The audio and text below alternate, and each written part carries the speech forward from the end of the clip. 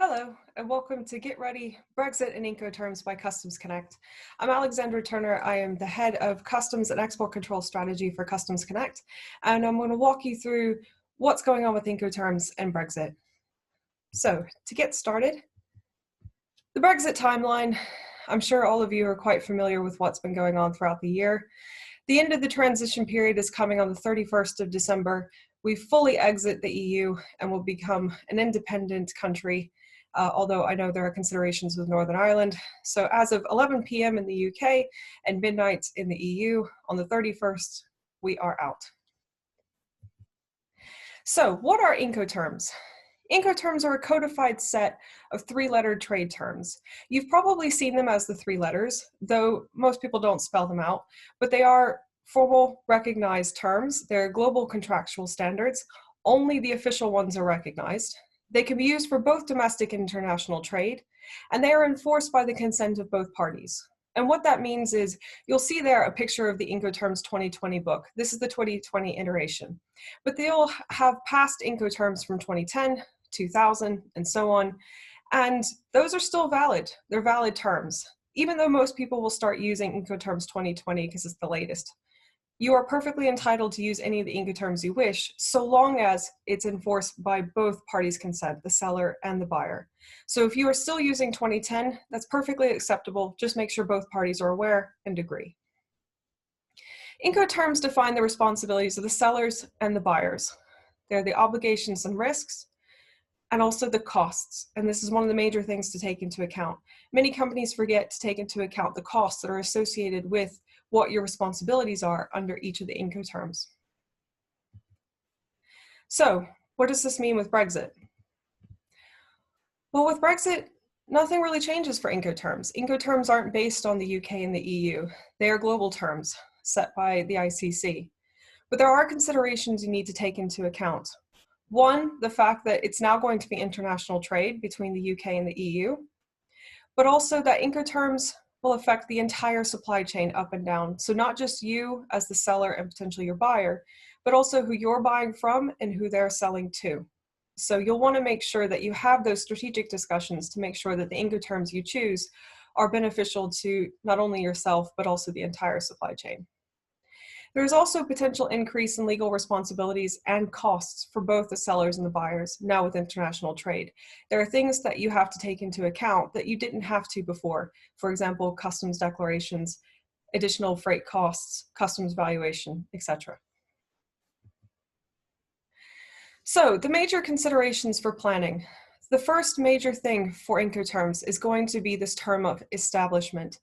Establishment is very important for Incoterms because without being properly established in the countries in which you're operating, you may not be able to meet the obligations and expectations of the Incoterms. For example, you may not be able to act as the importer or the exporter. You may not be able to issue customs declarations. You may not be able to obtain export licenses.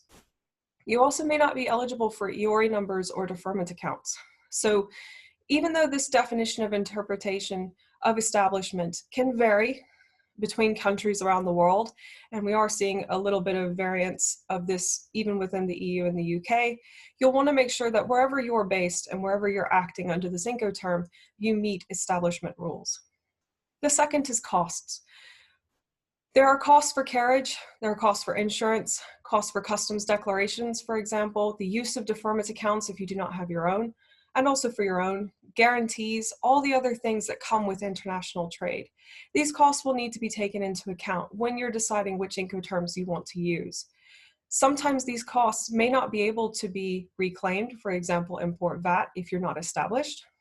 Or you may have issues where your seller or your buyer is unable to meet some of these costs under their insurance obligations or their contracts with their carriers. And it's very important to take note of that. The last thing is VAT. Incoterms do not denote establishment. It is one misconception about Incoterms. They denote the transfer of risk, not the transfer of title or ownership. So you may lose the inability to reclaim import VAT if you are not established in these countries. Again, going back to this establishment question. So if you are looking about your VAT registrations and whether or not you're going to be able to reclaim the import VAT, it's very important to understand which Incoterm you're using and whether or not you meet the establishment considerations. Also, as the exporter, you are going to be able to zero rate VAT for export. However, if you are not acting as the exporter under the Incoterms, this may be very difficult to obtain the appropriate proof. So you'll want to make sure that if this is something that you're looking at doing, your Incoterm assists you.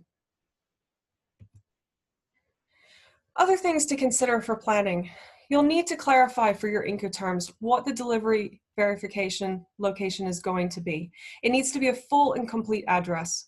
We are starting to see things like Incoterms of XWorks United States, or something along the lines of DAP United Kingdom.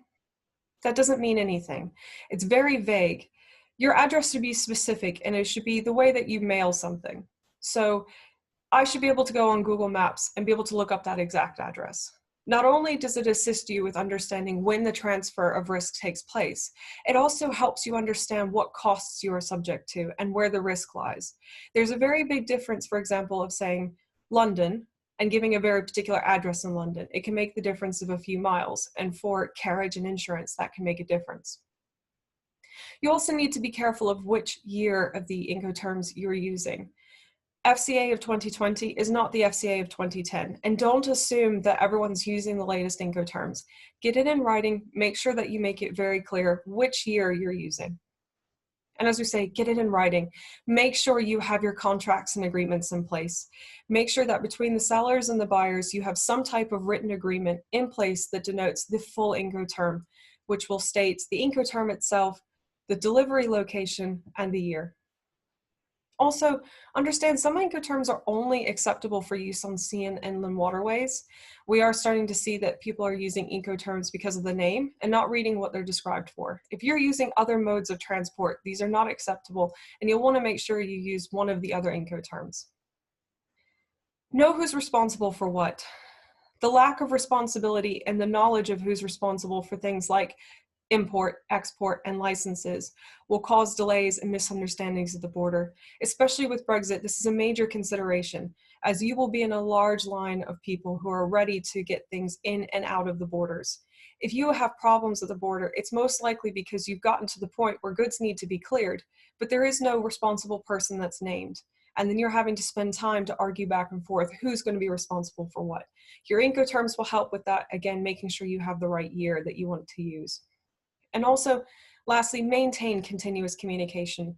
As the seller or the buyer, you want to make sure that you keep those communication channels open, understanding what the implications are of the Incoterms. You may have to change over time. You may need to amend. Things may not work. This is new for a lot of people.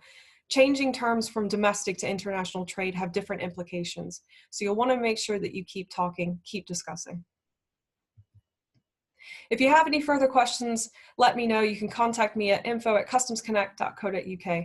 Thank you.